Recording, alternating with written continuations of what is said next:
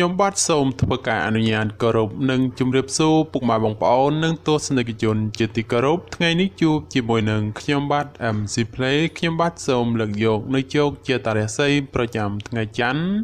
ថាតើនៅក្នុងថ្ងៃច័ន្ទនេះដួងរាសីរបស់ពុកម៉ែបងប្អូនប្រែប្រួលផ្លាស់ប្ដូរទៅជាយ៉ាងដូចម្ដេចនោះដើម្បីកុំឲ្យខាតពេលវេលាយូរនោះសូមអញ្ជើញរីករាយសន្តាប់ជាមួយនឹងខ្ញុំបាទដូចតទៅសម្រាប់អស់លោកអ្នកដែលកើតឆ្នាំជូតកណ្ដុរឧបរាជចិញ្ចឹមនាំលៀបនាំសុភមង្គលប្រាថ្នាអ្វីបានសម្រេចហើយអនាគតក្លាយជាអ្នកមានទ្រព្យសម្បត្តិស្ដុកស្ដម្ភម៉ោងនៃលៀបសំណាងគឺម៉ោង4ព្រឹកដល់ម៉ោង7យប់ពណ៌នាំលៀបសំណាងគឺពណ៌សនិងពណ៌លឿងលេខនាំលៀបសំណាងគឺលេខ48និង59សូមខមមិនលេខ168យកលៀបសម្បត្តិទេវតាទ្រព្យមានបារមីស័ក្តិសិទ្ធិណាស់សេចេញភ្លាមទំនាយទេឆាត់បំផុតនិងមានសំណាងល្អនិងប្រទានសម្បត្តិមហាសិទ្ធិមានលៀបមានជ័យមានលុយចូលហោហៀសម្រាប់ឆ្នាំជូតនៅថ្ងៃនេះផ្ដល់ផលល្អសម្រាប់ការសម្រេចចិត្តការងារឬបណ្ដាក់ទុនរកស៊ីក្នុងរឿងអ្វីមួយពីព្រោះថាផលជាផ្លែផ្កាឆ្លើយតបមកវិញគ្រាន់ជាទីកប់ចិត្តជានិច្ចបើជាអ្នកប្រកបមុខរបររកស៊ីជួញដូរការលក់ចេញទិញចូលគ្រាន់រស់រវើកគួសមហើយបើចង់ចរចារឿងទំនិញអ្វីមួយផងតែងតែអាចសម្រេចជាប់ចង់ជាប់ដើមដោយក៏បំណងរីឯបញ្ហាគូគ្រងប្តីប្រពន្ធឬគូស្នេហ៍កំឡោះក្រមុំមានការរីកលូតលាស់ទៅមុខហើយបើមានការចង់ផ្សំផ្គុំគ្រួសារផងជាឱកាសល្អប្រពៃបំផុត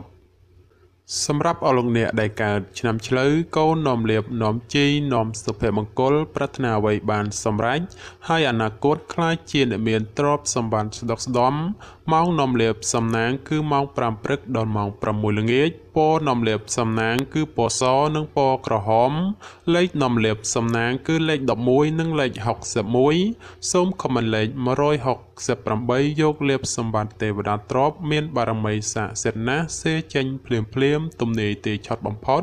និងមានសំណាងល្អនិងប្រទានសម្បត្តិមហាសិទ្ធិមានលៀបមានជ័យមានលុយចូលហោហៀចំពោះឆ្នាំឆ្លូវ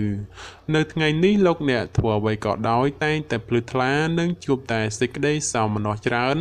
លោកអ្នកអាចសម្រុកការងារបានហើយពីព្រោះថាផលជាផ្លែផ្កាតែងហោចមកវិញគួរជាទីកក់ក្ដៅចំណែកបើជាអ្នកប្រកបមុខរបររកស៊ីជួញដូរអាចតេទៀងអតិថិជនចាស់ឬក៏អតិថិជនថ្មីឲ្យចូលមកបានគួរជាទីកប់ចិត្តជាពិសេសបើចង់ផ្លាស់ប្ដូរមុខរបរថ្មីតែងតែអាចសមដោយប្រកបជានិច្ចសម្រាប់ការធ្វើដំណើរទីជិតឆ្ងាយជួបភាពសុខដុមទាំងពេលទៅនិងពេលត្រឡប់មកវិញរីឯសេចក្តីស្នេហាកំឡោះក្រមុំមានភាពផ្អែមល្ហែមនិងមានការចម្រើនលូតលាស់ទៅមុខជានិច្ចសម្រាប់អស់លោកអ្នកដែលកើតឆ្នាំខាលខ្លាសិទ្ធិចិញ្ចឹមមានប្រាជ្ញាឆ្លាតវៃមានគំនិតភ្លឺថ្លាហើយអនាគតក្លាយជាអ្នកមានអំណាចនិងទ្រព្យសម្បត្តិស្ដុកស្ដម្ភម៉ោងនាំលៀបសំណាងគឺម៉ោង5ព្រឹកដល់ម៉ោង7យប់ពណ៌នាំលៀបសំណាងគឺពណ៌សនិងពណ៌ផ្កាឈូកលេខនាំលៀបសំណាងគឺលេខ21និងលេខ82សូមខមមិនលេខ168យកលៀបសម្បត្តិទេវតាទ្រព្យមានបារមីស័ក្តិសិទ្ធិណាស់សេចេញភ្លាមទំនាយទេឆាត់បំផុតនិងមានសំណាងល្អនិងប្រទានសម្បត្តិមហាសិទ្ធិមានលៀបមានជ័យមានលុយចូលហោហៀចំពោះឆ្នាំខាលនៅថ្ងៃនេះដួងរាសីឡើងខ្ពស់ដូចនេះលោកអ្នកអាចសម្រុកការងារពេញទីបានហើយពីព្រោះថាផលល្អកំពុងរងចាំសម្រាប់ការងារសពគ្រប់បែបយ៉ាងបើទោះបីជួបភាពលំបាកលំបិននឹងត្រូវការពេលវេលាក្តីតែក៏អាចមានលទ្ធផលល្អជានិច្ចចំណែកអ្នកប្រកបមុខរបររកស៊ីជួញដូរបើលោកអ្នកចង់បើកមុខរបរថ្មីឬផ្លាស់ប្ដូរទីកន្លែងជួញដូរតែងតែផ្ដល់ផលល្អមកវិញជានិច្ចរីឯសម្ព័ន្ធស្នេហាកំឡោះក្រមុំបើមានណាត់ជួបគូស្នេហ៍ឬចង់សាសងអ្វីតែងតែមានភាពផ្អែមល្ហែមនិងស្រស់ស្រាយប្រពៃបំផុតសម្រាប់អស់លោកអ្នកដែលកើតឆ្នាំថោះទុនសាយមាសមានបារមីដាច់ជះមានអំណាចមានមនុស្សជួយជ្រោមជ្រែងការងារតូចធំដើម្បីឲ្យអនាគតក្លាយជាអ្នកមានទ្រព្យសម្បត្តិមហាសាលម៉ោងនាំលៀបសំណាងគឺម៉ោង6ព្រឹកដល់ម៉ោង9យប់ពណ៌នាំលៀបសំណាងគឺពណ៌ទឹកក្រូចនិងពណ៌ផ្កាឈូក លេខនាំលាភសំណាងគឺលេខ77និងលេខ84សូមខមមិនលេខ168យកលាភសម្បត្តិមហាសទ្ធិមានបារមីស័ក្តិសិទ្ធិណាស់សេចេញភ្លាមទំនាយទីឆុតបំផុតនិងមានសំណាងល្អនិងប្រទានសម្បត្តិមហាសទ្ធិមានលាភមានជ័យមានលុយចូលហោហៀចំពោះឆ្នាំធោះរាល់ការងាររកស៊ីទទួលទានគ្រប់ច្រឡហកគឺសុខសប្បាយទទួលបានលាភជ័យនិងប្រាក់កាសគ្រប់ទិសទីចំណែកការធ្វើដំណើរទៅណាមកណាមិនមានបញ្ហានោះទេអ្នកប្រកបមុខរបររកស៊ីជួញដូរលោកអ្នកកំសោះអង្អើយត្រូវតែរវារវាងដៃជើងព្រោះមិនដូច្នោះទ្រព្យដែលបំរុងនឹងធ្លាក់ចូលដល់ដៃអ្នកនឹងត្រូវរបូតហួសធ្លាក់ទៅលើដៃអ្នកដទៃវិញជាពុំខានរីឯស្នេហាកំឡោះក្រមុំបើពុំទាន់មានគូគប់ពេលនេះគឺជាវេលាល្អបំផុតក្នុងការស្វែងរកមិត្ត100ឆ្នាំក្នុងជីវិតសម្រាប់អស់លោកអ្នកដែលកើតឆ្នាំរោងពោះអ្នកក្រេតមន្ត្រីចិញ្ចឹមធ្វើកិច្ចការងារអ្វីមួយតែងតែមានគំនិតជ្រះថ្លាប្រាថ្នាអ្វីបានសម្រេចធ្វើការងារតូចធំតែងតែមានអ្នកគ្រប់គ្រងនិងទំនុកបំរុងសពគ្រប់បែបយ៉ាងម៉ោងនាំលេបសំណាងគឺម៉ោង7ព្រឹកដល់ម៉ោង9យប់ពណ៌នាំលាភសំណាងគឺពណ៌បៃតងនិងពណ៌ក្រហម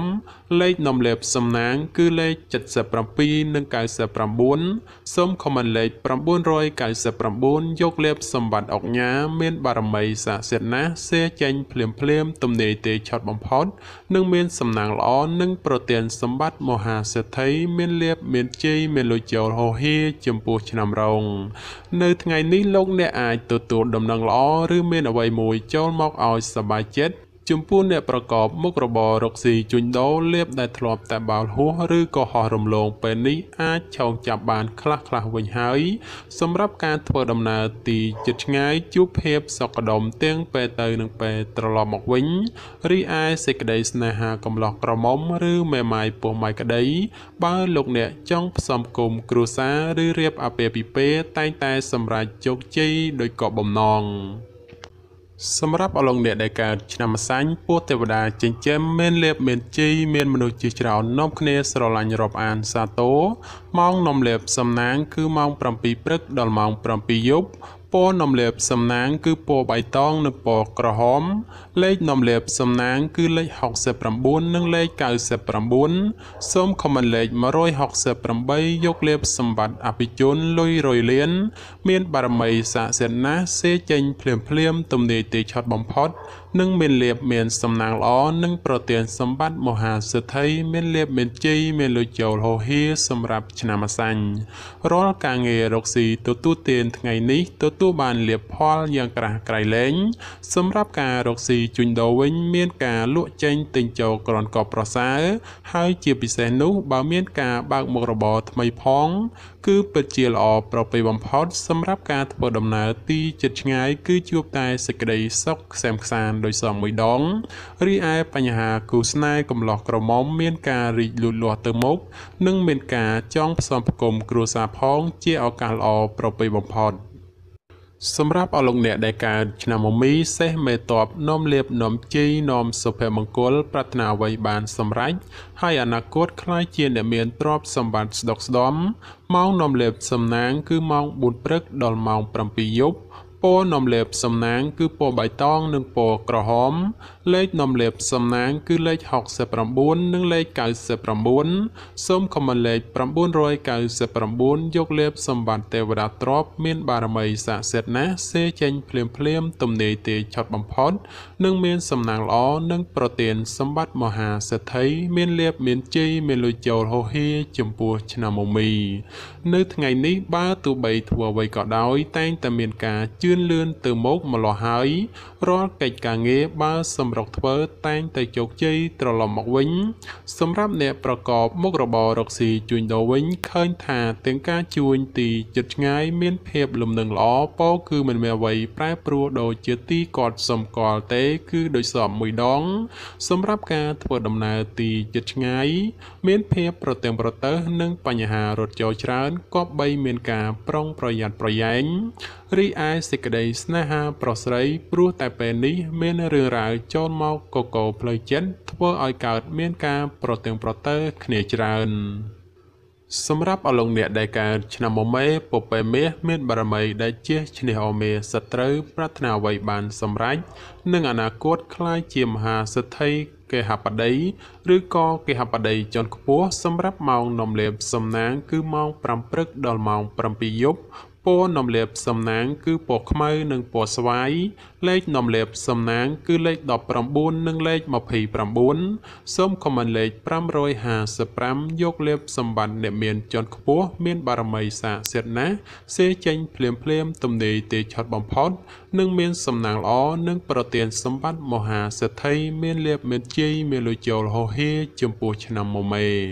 នៅថ្ងៃនេះបើទោះបីធ្វើអ្វីក៏ដោយលោកអ្នកតែងតែមានការប្រុងប្រយ័ត្នប្រយែងនិងគិតគូរឲ្យបានគ្រប់ជ្រុងជ្រោយពីព្រោះថាផលលំបាកងាយនឹងធ្លាក់មកត្រូវរែកប៉ុណ្ណា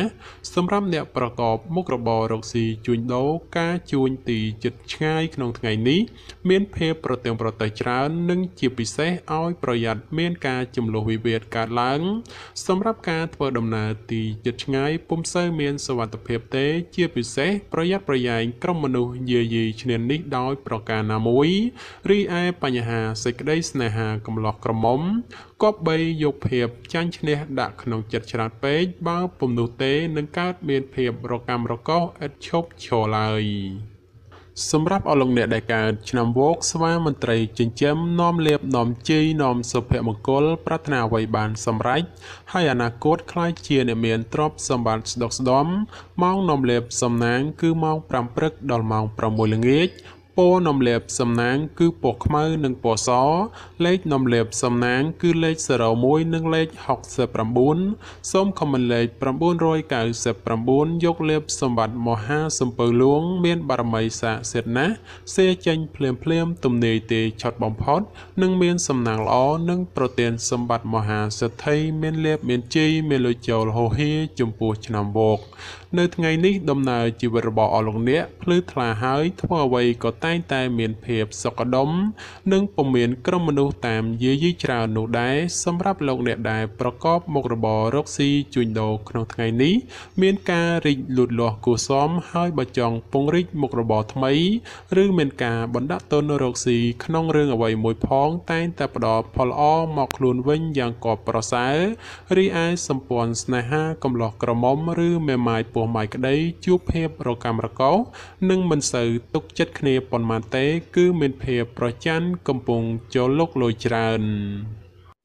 សម្រាប់អស់លោកអ្នកដែលកើតឆ្នាំរកាមន់មាសមន់ប្រាក់នាំលៀបនាំសំណាងអបរាជចិញ្ចឹមមានលៀបសំណាងឈ្នះអស់មេសត្រូវប្រាថ្នាអ្វីបានសម្រេចហើយអនាគតខ្លាយជាអ្នកមានទ្រព្យសម្បត្តិស្ដុកស្ដំសម្រាប់ម៉ោងនាំលៀបសំណាងគឺម៉ោង8ព្រឹកដល់ម៉ោង7យប់ពណ៌នំលេបសំណាងគឺពណ៌លឿងនិងពណ៌ផ្កាឈូកលេខនំលេបសំណាងគឺលេខ01និងលេខ69សូមខមមិនលេខ999យកលេបសម្បត្តិអ្នកមានជាន់ខ្ពស់មានបារមីស័ក្តិសិទ្ធិណាស់សេចេញភ្លាមទំនេរទេឆត់បំផុតនិងមានសំណាងល្អនិងប្រទានសម្បត្តិមហាសិទ្ធិមានលេបមានជ័យមានលុយចូលហោហៀចំពោះឆ្នាំរកានៅថ្ងៃនេះបើទោះបីធ្វើអ្វីតែងតែមានការជឿនលឿនគួរសមហើយរាល់កិច្ចការងារបើសម្រុកធ្វើតែងតែបានជោគជ័យត្រឡប់មកវិញសម្រាប់អ្នកប្រកបមុខរបររកស៊ីជួញដូរវិញឃើញថាការជួញដូរទីជិតឆ្ងាយមានភាពលំនឹងល្អពោលគឺមិនមានអ្វីប្រែប្រួលគឺជាទីកត់សម្គាល់នោះទេសម្រាប់ការធ្វើដំណើរទីជិតឆ្ងាយមានភាពប្រទើងប្រទើសនិងបញ្ហារត់ចោលច្រើនក៏បីមានការប្រុងប្រយ័ត្នប្រយែងរីឯសេចក្តីស្នេហាប្រុសស្រីព្រោះតែពេលនេះមានរឿងរ៉ាវចូលមកកកផ្លូវចិត្តធ្វើឲ្យកើតមានការប្រទើងប្រទើសគ្នាច្រើនសម្រាប់អស់លោកអ្នកដែលកើតឆ្នាំចោសនៈនំលៀបនាំសំណាងឧបរាជចិញ្ចឹមមានសំណាងឈ្នះអស់មេសត្រូវប្រាថ្នាអ្វីបានសម្រេចហើយអនាគតខ្លាចជាមហាសិទ្ធិគេហបតីឬក៏អភិជនជាន់ខ្ពស់ម៉ោងនំលៀបសំណាងគឺម៉ោង8ព្រឹកដល់ម៉ោង7យប់ព ពណ៌នំលេបសំណាងគឺពណ៌លឿងនិងពណ៌ទឹកក្រូចលេខនំលេបសំណាងគឺលេខ45និងលេខ66សូមខមមិនលេខ168យកលេបសម្បត្តិមហាសទ្ធិអ្នកមានជាន់ខ្ពស់មានបារមីស័ក្តិសិទ្ធិណាស់សៀងចេញភ្លាមទំនេរទេឆត់បំផុតនិងមានសំណាងល្អប្រទានសម្បត្តិមហាសទ្ធិមានលៀបមានជ័យមានលុយចូលហោហេចំពោះឆ្នាំចោនៅថ្ងៃនេះដំណើរជីវិតរបស់អស់លោកអ្នកល្អប្រសើរហេតុនេះទោះបីធ្វើអ្វីឃើញថាជឿនលឿនទៅមុខនិងហុចផលជាផ្លែផ្កាត្រឡប់មកវិញគ្រាន់ជាទីកប់ចិត្តសម្រាប់អ្នកប្រកបមុខរបររកស៊ីជួញដូរមិនថាការជួញដូរទីជិតឆ្ងាយតែងតែហុចផលនិងប្រមូលផលចំណេញត្រឡប់មកវិញគួរជាទីកក់ក្ដៅទោះបីជាយ៉ាងណាការធ្វើដំណើរចូលប្រយ័ត្នបញ្ហាមិនល្អរត់ចូលនាំពិបាកទប់ទល់មួយចំនួនផងដែររីឯសេចក្តីស្នេហាកំឡោះក្រមុំមានភាពផ្អែមល្ហែមនិងស្រស់ស្រាយល្អចំពោះគ្នាប្រពៃបំផុតសម្រាប់អស់លោកអ្នកដែលកើតឆ្នាំកុរជ្រូកនាំលេបនាំជីនាំសុភមង្គលប្រាថ្នាអ្វីបានសម្រេចហើយអនាគតខ្លាយជាអ្នកមានទ្រព្យសម្បត្តិស្ដុកស្ដម្ភម៉ោងនាំលេបសំណាងគឺម៉ោង4ព្រឹកដល់ម៉ោង7ល្ងាចពណ៌នាំលេបសំណាងគឺពណ៌សនិងពណ៌លឿងលេខនាំលេបសំណាងគឺលេខ09និងលេខ62សូមខមមិនលេខ999យកលេបសម្បត្តិទេវតាទ្រព្យមានបារមីស័ក្តិសិទ្ធិណាស់សេចេញភ្លាមទំនេរទេឆត់បំផុតនិងមានសំណាងល្អនិងប្រទានសម្បត្តិមហាសទ្ធិមានលៀបមានជ័យមានលុយចូលហោហេចំពោះឆ្នាំកុរក្នុងថ្ងៃនេះទោះលោកអ្នកប្រកបកិច្ចការងារអ្វីក៏ដោយក៏អាចចាប់ផ្ដើមពេញដៃពេញជើងបានហើយចំពោះបញ្ហាការងារប្រកាសនិងសុខភាពមិនចោទជាបញ្ហានោះទេនិងបើមានការឈ្មោះតែងតែជួបសេចក្តីសម្រេចដោយគោលបំណងចំពោះអ្នកប្រកបមុខរបររកស៊ីជួញដូរវិញមានការលំបាកក្នុងការរកផលចំណូលបន្តិចព្រោះតែមានការប្រជែងគ្នាច្រើនហើយជាពិសេសប្រយ័ត្នប្រយែងមានចំនួនវិវាទព្រោះតែការដណ្ដើមអតិថិជនគ្នារីឯសេចក្តីស្នេហាប្រស្រីមានភាពផុយស្រួយចំនួនវិវាទណាស់ហើយបើចេះអត់ឱនឲ្យគ្នាខ្លះទើបអាចគេចផុតពីរឿងរ៉ាវចម្រងចម្រាស់ទាំងពួងទៅរួចបាទចំពោះជោគជាតារាសីប្រចាំឆ្នាំទាំង12ខ្ញុំបាទក៏សូមបញ្ចប់ត្រឹមតែប៉ុណ្ណេះជាចុងក្រោយខ្ញុំបាទក៏សូមអរគុណដល់ពុកម៉ែបងប្អូនដែលតែងតែចំណាយពេលវេលាដ៏មានតម្លៃមករីករាយសន្តាប់នៅហោរាសាស្ត្រពី Channel របស់ខ្ញុំបាទហើយខ្ញុំបាទក៏សូមអរគុណនិងសូមជម្រាបលា